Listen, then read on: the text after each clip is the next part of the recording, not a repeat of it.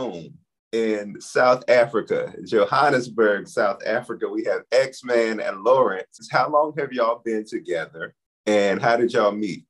I think now we have 4 years now. Yeah. And how did y'all meet? We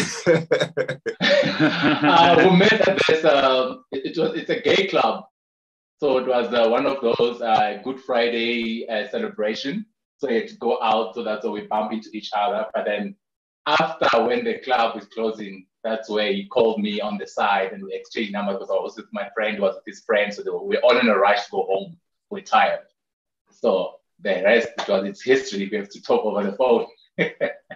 So y'all was tired and you still stopped. You're a good one, because when I'm tired, I keep walking. So what the pull was, what was it? What made you attracted to each other? Complex relationship by then. So it was a breakup, but not a finalized breakup, something that I was dealt with it myself, but the other party was not really final with it. So by then I told myself that, you know what, let me go out and have some air, enjoy myself. So when we were there, I was actually not looking for anyone. I was just there to drink. Then, boom, this guy, what happened is that he passed over us and my friend, a group of friends. We went to the bathroom while we were in the club. He was wearing this golf shirt and all that. Then, you know, when you have that moment when someone passes, and I never thought that it would, I just like, okay, let me just ignore it. Then when the club closes, we're outside. I was standing there with my friend. We're waiting for Uber. He was waiting for Uber as well, guys. So he called me on the side with a gesture that, please come over this side. And I went to him, we greet each other, and we asked each other's names. Cool. My Uber was there, and then he was like, okay, please give me your number, and then we can talk over the phone. He gave me the numbers. Then after that, this guy passed 1 day, 2 days, 3 days, never called. And I was like, she told my friend, guys, I met this handsome man, and why is he not calling me? And boom, we called. I was at work. He invited me over to his place. and then I cook, eh? You cook. So you found you a man that can cook. And guess what? The first day, he actually ran the bath of water for me with bubbles. He gave you a bubble bath. Yes. While I was bathing, he was cooking. When I'm done bathing, that's where we sit down, we jaw, we talk, then just to get to know each other. So were y'all able to come out to your parents? When I want to come out, I started with my sister because my father was like, I have to take, because I have a child. She's 15 years now. So they said I have to take another wife. So I was like, no, I can't take wife now because I'm not there anymore, you know. So my sister, she was supporting me, even my brother. Like they say, I have to tell my father. So yeah, when I go home, I think we went home together, and with my your uncle. Yeah, I went home with my uncle, and then my uncle, like, he was supporting me like big time. And then yeah, even my father now, they're okay, like the whole family. Because even when I go home now, I no longer go home. I go to his family, to his home. We here in America, you know, what we typically hear is it is mostly homophobic. I don't know if it is mostly homophobic. It is. Definitely. It is mostly homophobic. Wow. So how does your family, why do you think your family is so supportive in a place like South Africa? Is it, did they have knowledge, or what is it? I don't know. Maybe they've learned these things about these things somewhere else where we don't know, because they don't have a problem. They don't actually care what people say. They don't have any problem with that. And even if when I'm not there, they'll ask them, where am I? You see? Wow. So every time when you have to go home, I have to go with him. I have to be there. So now they no longer allow me to be not on his side every now and then. So whenever he visits the village, because myself, I feel like I need to take some break from home, they actually want me to be there. Do you think that having a partner who has a family that is supportive has been good for you, like your mental health and emotionally? My emotions and my health is good now. It's being on a very good state because of his family. Because if it wasn't for them, I don't think I would be where I am today. I actually sometimes forget that I actually have my own original family that I come from with blood. Like, it's just that thing that it gives me that self-belonging, self-relief.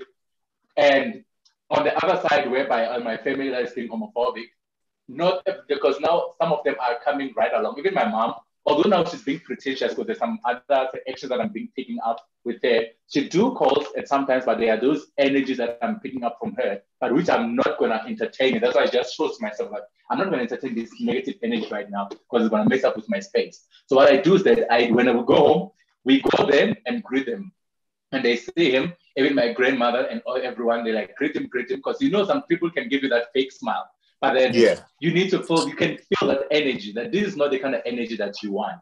So when we are there, we actually don't spend much time because I leave them while they still crave and thirst to see me or see us more so that they can actually learn and see this is not right. Whatever the issues they're dealing with, they need to fix it real quick. Even my mom, I'm giving her that treatment right now so that she can feel it, that this is not how we should actually treat me. Because we do feel wish one day to go and sleep on the other side of my family. But then we cannot do that. Why? Because there's this kind of negative vibe.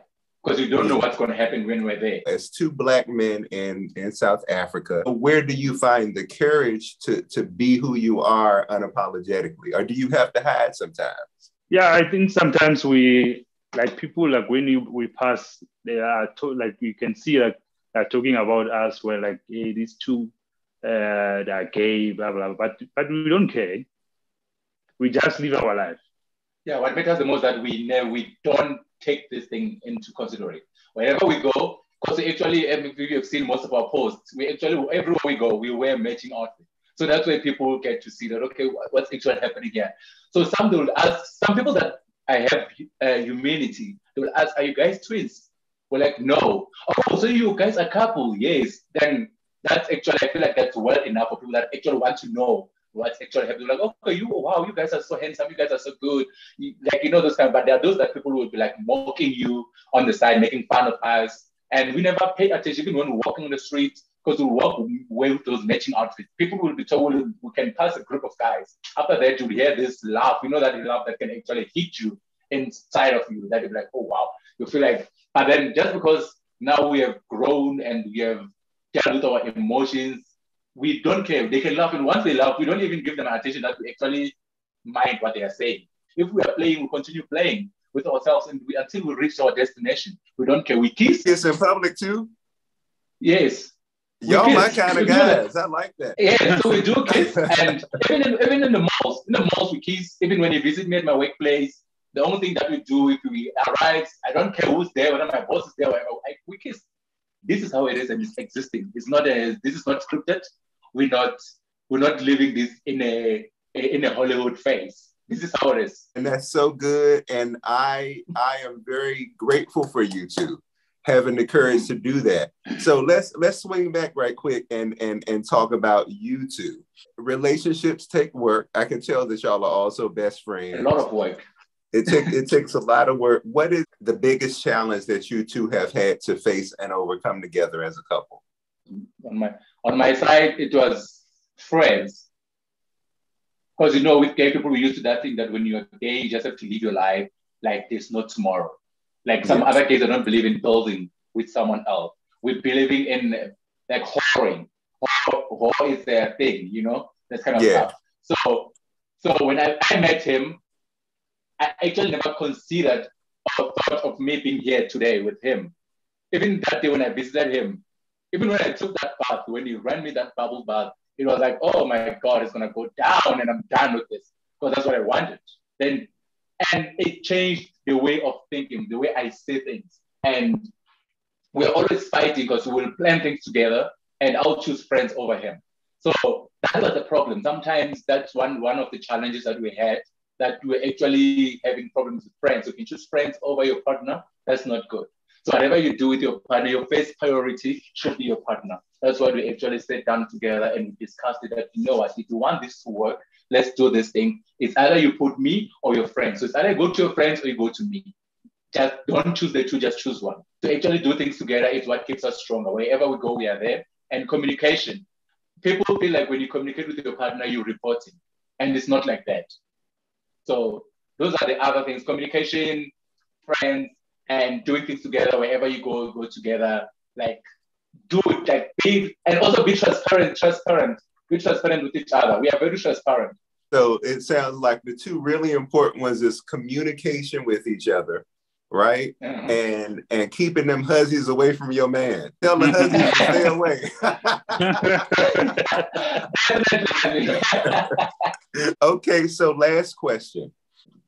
Black men who are there in South Africa, or any Black men, Black couples, what is your advice to them, whether they are looking for love, whether they're trying to make love work, whether they are trying to strengthen their relationship when it comes to love, and men who look like y'all? What would be your advice or words of encouragement to them? First and foremost is that there is love, and you can build with a man. You can actually build something major with a man, because we have our own apartment. We have our own things that we are doing together, something that we are building together. So you guys can actually achieve that as Black men together wanting to be in a relationship. And if they wanted to be stronger enough in a relationship, is that they need to stay away from friends. You want to be stronger with your man, make your man your best friend. If you feel like there's something you want to tell, you want to do it with your man. Never get bored, because you don't get bored. We can, you know what, we can stay the long weekend. You know those long weekends, so it's like a long weekend. We don't mind to be together. We can stay in a long weekend together, just the two of us in the house. And people were like, how do you guys do that? Like, that's how it is. You don't get bored. You don't get tired with each other. Don't get tired with your partner. And keep communication on board every time. Communicate. It doesn't matter what kind of communication it is. Even if it's an uncomfortable communication, communicate about it. Because people don't communicate about it. Even much of when it comes to intimacy, people don't talk about that. So you feel like, no, if I communicate this with this person, it's gonna feel. Communicate with that. Tell your partner, this is how I want it to happen. This is how I want us when you go intimate. I want us to do this. I want us to do that. Then try it. See how it's gonna take you guys. So if it's failing, then what are the other options? What can we do again? What's next from here? You see, those kind of stuff. That's how it's gonna make you guys feel so strong and feel strength, because there's nothing as good as you guys having your own secrets, your own intimacy that actually builds your relationship, that no one else can actually share this.